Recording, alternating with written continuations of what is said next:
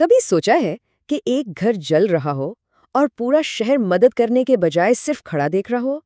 یہ سننے میں تو ایک کہانی لگتی ہے، لیکن شاید یہ ہمارے اپنے معاشرے کی ایک بہت ہی تلخ حقیقت ہے۔ چلیں آج اسی تمثیل کو ذرا گہرائی سے سمجھتے ہیں۔ تو کہانی شروع ہوتی ہے ایک بہت ہی خوفناک منظر سے۔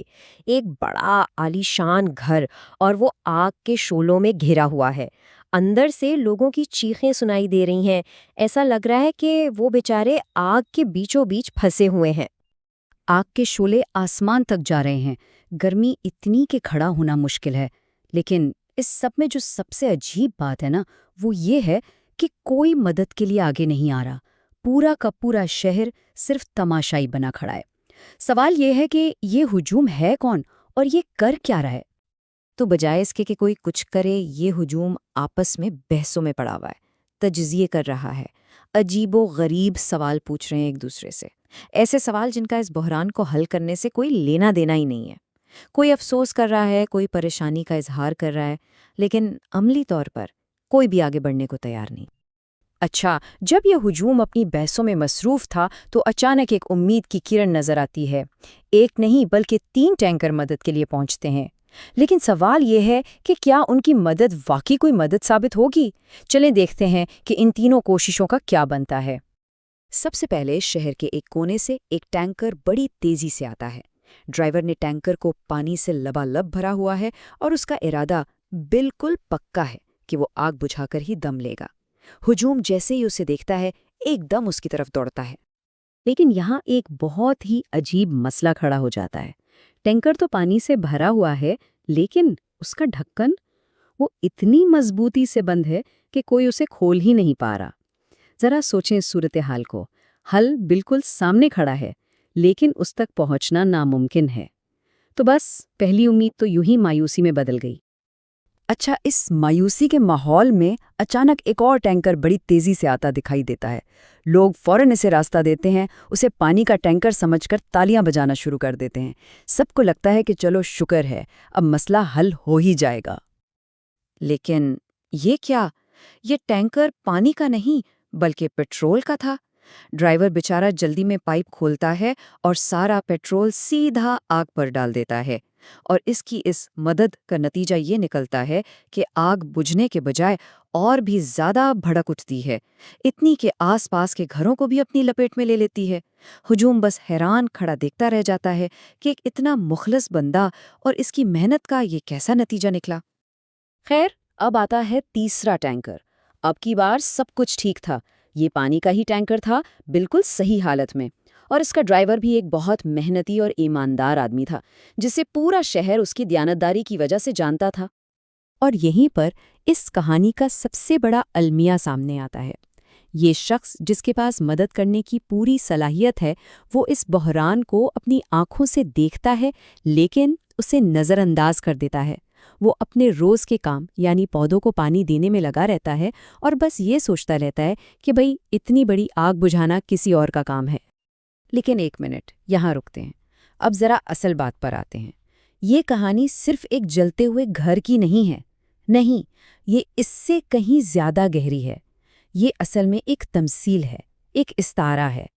یہ جو جلتا ہوا گھر ہے، یہ بے بس ہجوم اور یہ تینوں ناکام مددگار، یہ سب دراصل ہمارے اپنے معاشرے کا ہی ایک آئینہ ہے۔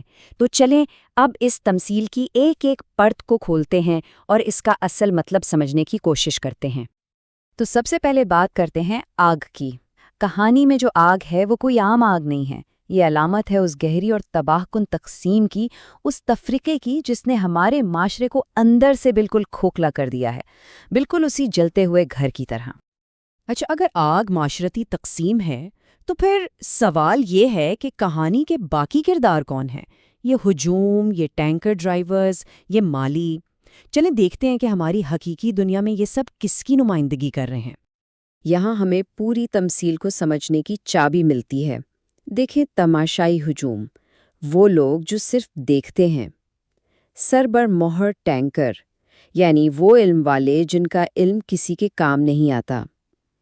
پیٹرول کا ٹینکر، وہ جو نادانستگی میں فساد پھیلاتے ہیں۔ اور مالی، یعنی وہ باصلاحیت لوگ جو اپنی چھوٹی سی ذمہ داری میں قید ہیں۔ تو سب سے پہلے ہجوم کی بات کرتے ہیں۔ یہ ہجوم دراصل ان لوگوں کی طرح ہے جو معاشرے میں مسائل کو دیکھتے تو ہیں، ان پر خوب بحث بھی کرتے ہیں، لیکن جب ذمہ داری لینے کی باری آتی ہے یا کوئی عملی قدم اٹھانے کا وقت آتا ہے تو پیچھے ہٹ جاتے ہیں۔ پھر آتا ہے وہ سرب مہر ٹینکر۔ یہ ان ماہرین، ان دانشوروں کی علامت ہے جن کے پاس علم کا ایک سمندر ہے، ایک خزانہ ہے، لیکن مسئلہ یہ ہے کہ یہ خزانہ ایک ایسے تالے میں بند ہے جس کی چابی ہی گم ہو گئی ہے، تو یہ علم معاشرے کے کسی کام آنے کے بجائے بس قید ہو کر رہ جاتا ہے۔ اور وہ پیٹرول والا ٹینکر، وہ ان لوگوں کی نشاندہی کرتا ہے جو چاہے جان بوجھ کر کریں یا انجانے میں تفریقے کی آگ کو اور ہوا دیتے ہیں۔ اور مزے کی بات یہ ہے کہ وہ خود کو مصلح یعنی اصلاح کرنے والا سمجھتے ہیں۔ ان کی نیک نیتی بھی اکثر تباہی کا ہی سبب بن جاتی ہے۔ اور آخر میں ہے وہ مالی۔ یہ ان قابل اور ہنرمند لوگوں کی علامت ہے جو اپنے چھوٹے سے خول سے، اپنے دائرہ کار سے باہر نکل کر بڑے بحران کا سامنا کرنے کو تیار ہی نہیں۔ وہ بس یہی سمجھتے ہیں کہ یہ میرا کام نہیں ہے۔ تو ہم نے کہانی بھی سمجھ لی اور اس کے کرداروں کا مطلب بھی جان لیا، لیکن اب سب سے اہم اور شاید سب سے مشکل سوال باقی ہے، وہ یہ کہ اس پوری کہانی میں ہم خود کہاں کھڑے ہیں۔ بس ایک لمحے کے لیے غور کریں، اس جلتے ہوئے گھر کی تمثیل میں ہمارا کردار کون سا ہے؟ کیا ہم اس تماشائی ہجوم کا حصہ ہیں یا وہ سربہ مہر ٹینکر ہیں جس کا علم قید ہے؟ کہیں ہم وہ پیٹرول پھیلانے والے تو نہیں، یا پھر وہ مالی ہیں جسے صرف اپنے پودوں کی فکر ہے؟